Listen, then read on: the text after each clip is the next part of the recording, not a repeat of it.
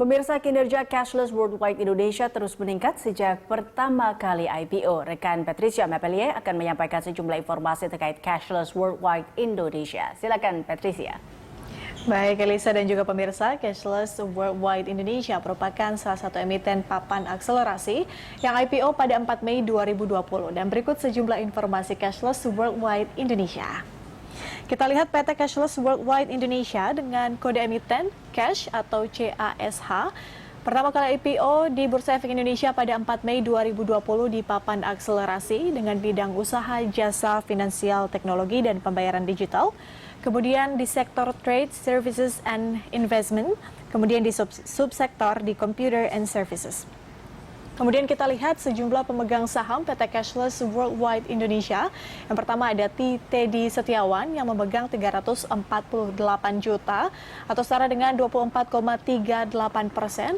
Kemudian ada Steven Samudra yang memegang 229 juta atau setara dengan 16,07%. Sementara itu ada PT Mandiri Capital Indonesia yang memegang 8,25% atau setara dengan 117 juta. Kemudian Hasim Sutiono yang memegang 11,2% atau setara dengan 159 juta. Selanjutnya ada Sumitomo Corporation yang memegang 8,25% atau setara dengan 117 juta. Selanjutnya ada Sandra Angelia yang memegang 79 juta atau setara dengan 5,57%. Dan terakhir dipegang oleh masyarakat sebesar 26,28% atau setara dengan 375 juta. Kemudian kita lihat bagaimana pergerakan nilai saham dari Cashless. Sejak pertama kali IPO, Cashless berada di level 418, kemudian sempat menyentuh 560 pada 22 Juni 2020, kemudian bergerak stabil di angka Rp500 per lembar saham. Setelah itu naik di 615 pada 21 September dan kemudian turun lagi pada 20 Oktober, terakhir di 535 per lembar saham.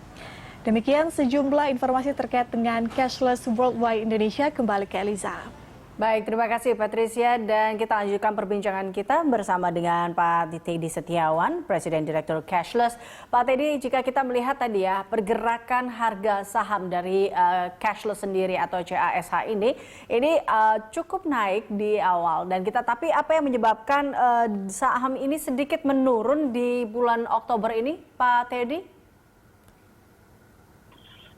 Saya rasa memang ada sedikit koreksi ya dari sisi marketnya itu sendiri. Kita lihat juga bahwa IHSG juga beberapa waktu ini, apalagi semenjak PSBB jilid 2 ini ya, agak sideways dan memang ada beberapa kekhawatiran dari sisi mungkin investors lokal tentang keberlangsungan PSBB ini dan juga nanti ke depannya itu akan seperti apa gitu ya.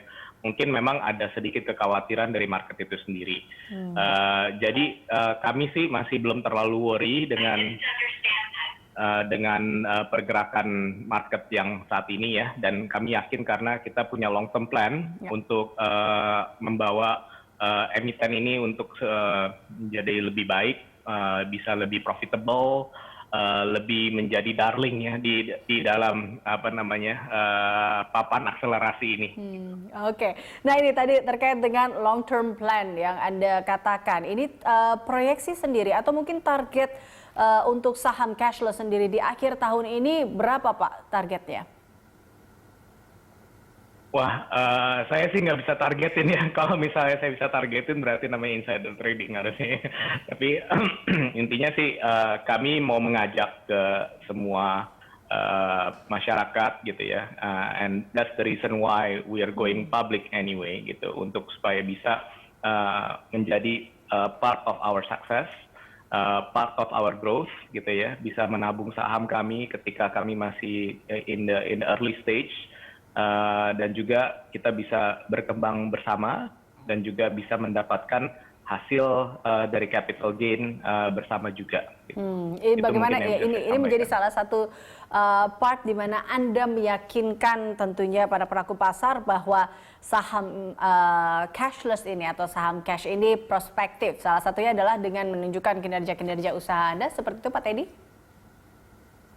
Iya betul. Dan juga seperti yang saya bicarakan, kami selalu bekerja keras untuk bisa be relevant di kala kondisi apapun, walaupun di kondisi pandemi seperti ini, kita juga sudah menyiapkan beberapa strategi mitra-mitra bisnis untuk kita bisa mengembangkan bisnis kami lagi, karena kami yakin bahwa ini memang masih sangat dini yang baru kita lakukan gitu ya.